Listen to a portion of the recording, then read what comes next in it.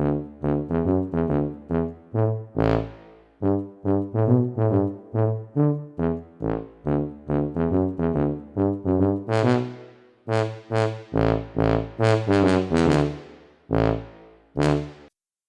and welcome back to the Cartoonist Studio.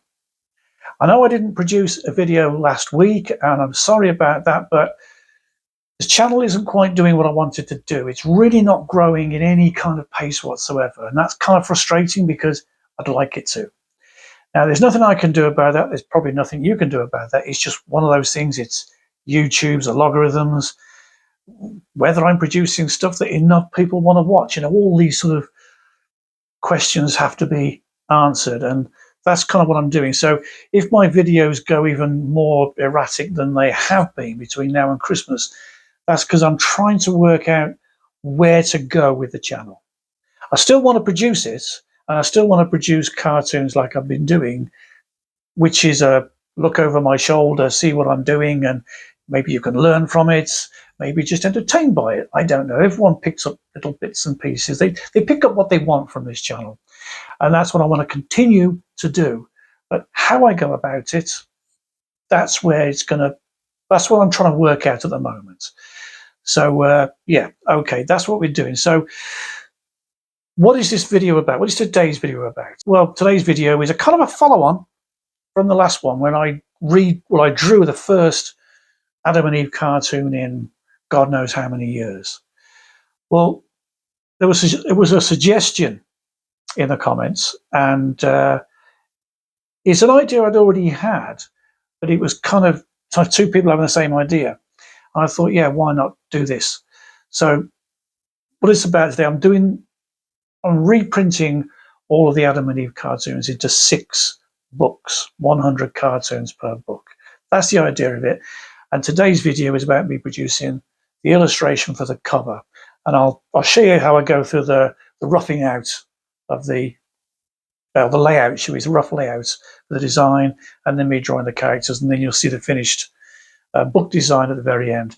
Well, yeah, at the very, very end, because before that, I'm also going to throw in another idea, which is what have I been up to? So, which is just, I've really got the camera and I've been sort of just pointing at a few of the things that I've been doing that have been occupying my mind.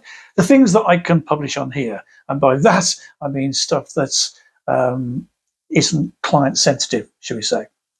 So when you see things, he's not been doing much. I've been in an awful lot, but I can't show you it all. So that's going to be towards the end of the video. So hang around for that.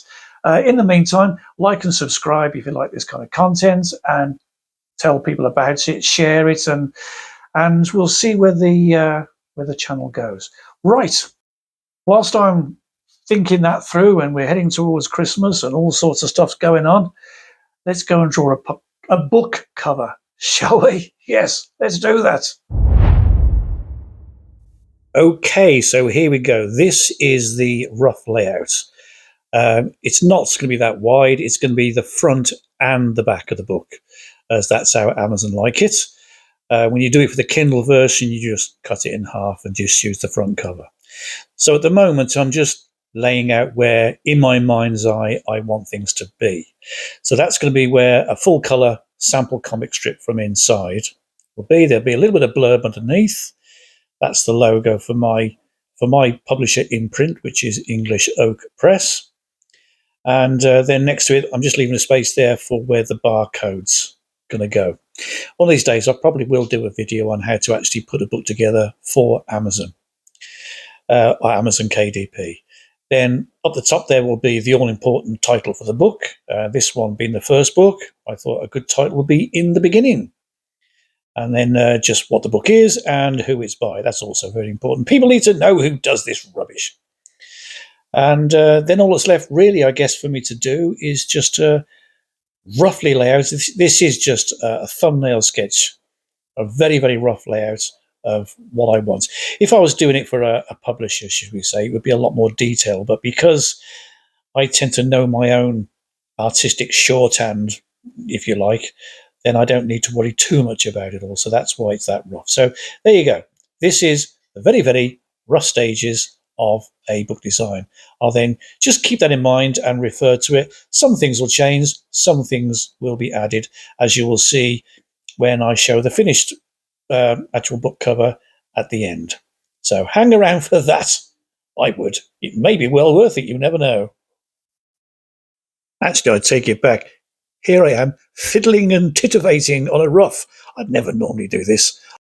Perhaps I'm just trying to impress you. God knows why. You all know what an idiot I am.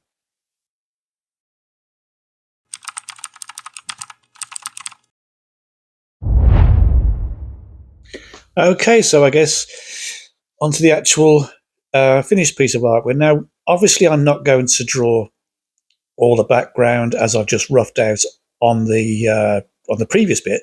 That's just for me to know what the finished product is going to be like. Whereas in the olden days, I guess the artist would have put that in there. It would have been cut and pasted and typeset using stuff like Letraset. You don't see that anymore. No, nowadays we all use Photoshop or Procreate or other such programs. I mean, not that I haven't done it, and in the past I have set entire pages. We used to have character sheets, and we draw all the cartoons, and we take it down to the local photocopy shop, and then print them all out, have them reduced, and then cut them out, and using Tipex and Pritt stick glue, we paste it all around the page and Letraset the name or our name, address, phone number. There was no emails in those days or anything like that, or websites. It was just your address or your phone number, and that was it. So I've done that in the past. Yes, I am that old. But anyway, nowadays, like I said, I use Photoshop. It's a lot sort of simpler for me. So all I got to do is do the drawing, ink it, color it, save it, and then drop it into the finished product. So all the background, all the colors, all the lettering, the logo, dropping in the original cartoon at the end, that's all done in Photoshop. This picture is just simply dropped in afterwards. Right, so why am I doing it this way? Well, if you buy the book, and it will be out soon, there's a little bit of an introduction there where I slightly explain it, but I'll explain it better to you now. Right, when I first got interested in cartoons, I think I've told this story before. My mom and dad tried everything to stop me from being a cartoonist, but I was determined to go ahead with this. And a friend of theirs said, look, why don't you just let him have a go? If he's not interested, he'll walk away from it. But if you try and force him out of it, then he's going to do it all the more. So Dad thought, right, that makes sense. So he took me down to a bookshop and he said, look, if you're going to learn to be a cartoonist, you're going to have to learn from the best. And he bought me a book collection of Peanuts cartoons, and it was called Hey Peanuts. And this is the very book up on the screen now. So I had that, and all the cartoons in those days were drawn or collected, shall we say, in these Coronet books, or I don't know what they were in America, but over in the UK, the publisher was Coronet. And that's how I read BC, Peanuts, Wizard of Id. There were a few other ones, but I can't remember them. But those are the ones that I bought. Mad Magazine used to bring out collections of their stories, and they'd also been as little A-format books. And so that was the reason why I wanted to do it. So I thought, well, if I'm doing my Adam and Eve, why don't I go back to the way things were, the way things I remember, how I first consumed the comic strips that I saw. And that's the way it was for a while. Now, I admit it was a bit awkward. The cartoon strips were, obviously, in the newspapers, they were out in landscape, and in the books, they were as portrait. Then Jim Davis came along and changed that landscape, and then all the cartoon strips went in the way they should be, which is fine. But publishers being publishers, they just thought, well, we'll do everything, including the cartoon single panels. So theirs then looked ungainly and awkward, whereas the old style books would have suited them best. So when it came to it, I thought, I'll do it my way. I'll do it the way it used to be, the way the books used to be produced. Because my cartoon, although it's a strip, is actually drawn in the format of a single panel. By that, I mean it's in the dimensions of a single panel. So it actually suits it rather nicely. So that's the reason why I chose this particular format. I'm going back in time, and I'm taking you back with me, kicking and screaming. All the way. I don't care how much noise you make. You come in with me. Right, we're coming up to the ending of the pencils now. Then we'll go into the inking. There'll be a bit of music, the usual stuff. And I'll just give a little bit of information about what the inside of the book's going to be like. Interested? Well, you damn well should be.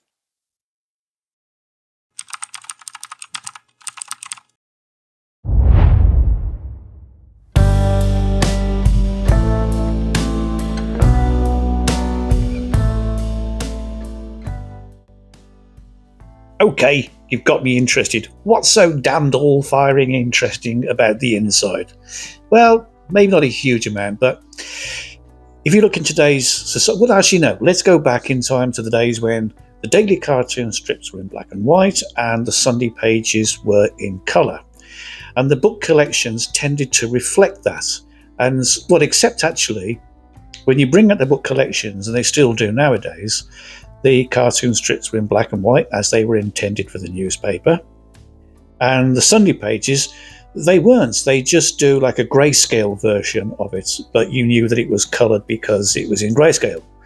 And every now and again they bring out specialist Sunday books, or books of Sunday pages, should I say. But the cartoon strips themselves were as they were originally intended. Now, I know newspapers run cartoons in colour nowadays. I don't particularly like it. I'm a traditionalist, I guess is what I was brought up with, but the modern world, it's always in colour. So I thought, if I'm going back in time, and I'm dragging you with me as I've said, then I should be true to the way things were. And the way things were was they were in black and white. Now, the problem with Adam and Eve is that once I got past about 40 or 50 cartoons, I stopped drawing the scenery in with a brush and pen and started doing most of the scenery actually in Photoshop. No outlines or anything. So if I removed all the colour, I'd remove the background. So what I've done is I've just grayscaled it. So it looks like a Sunday page would look in the modern books, only it's in black and white. Nothing to do with it's cheaper to print, because I don't know whether it is or not, but I hummed and hawed about it, and I asked the Kalashnikov kid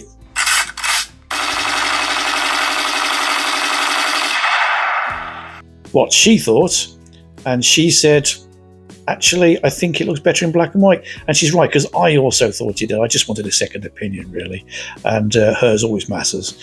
So yeah, so that is what I decided to do. Did the whole thing in black and white, as per it used to be. So yeah, there you go.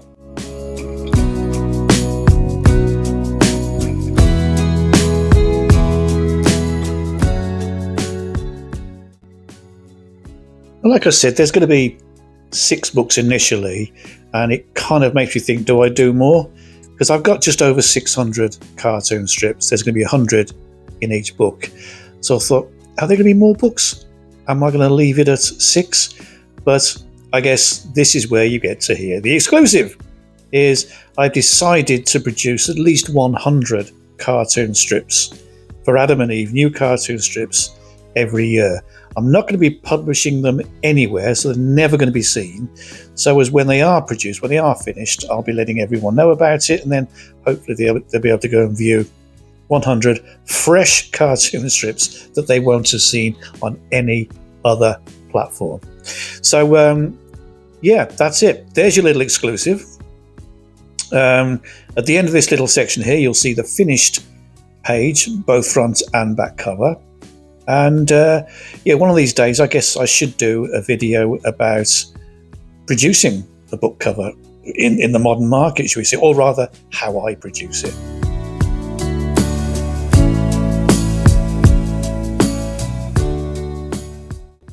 Right, so I guess all that's left for me to do now is to say thank you very much once again for your time and patience. And I'll see you on the next one. Hopefully it will be in a fortnight. But like I say, things are getting a little complicated in my little cartoony head. But hopefully they may sort themselves out, or it may sort itself out. And guaranteed you'll be the first to know. So yeah, I'll leave you now with the finished piece of artwork, and then the section of the back, which just goes through some of the things I've been up to during the intervening period. And if you like it, let me know, and I'll do more of that kind of thing as well. Right. Once again, thank you very much, and I'll see you on the next video. And until then, bye-bye for now.